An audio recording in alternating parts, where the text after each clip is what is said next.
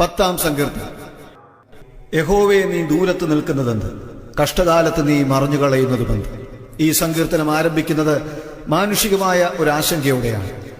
കഷ്ടതയും എതിർപ്പും രണ്ടു വഴികളിലൂടെ ദൈവവൈതലിന്റെ നേർക്കടുക്കുമ്പോൾ മാനുഷികമായി ചോദിച്ചു പോകാവുന്ന ഒരു ചോദ്യമാണ്.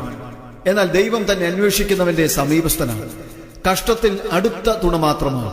അത് ബോധ്യമാകുകയും ഏറ്റുപറയുകയും ചെയ്യുവാൻ ഓരോ വിശ്വാസിക്കും തീർച്ചയായും ഇടവരും. ദാവീദ് താൻ നേരിട്ടിട്ടുള്ള ദുരാഗ്രഹികളുടെയും ദുഷ്ടന്മാരുടെയും സ്വഭാവം ശരിയായി മനസ്സിലാക്കി ഇവിടെ അവതരിപ്പിക്കുന്നുണ്ട്. ഏത് കാലത്തും ഇങ്ങനെയുള്ളവർ സമൂഹത്തിൽ കാണാം.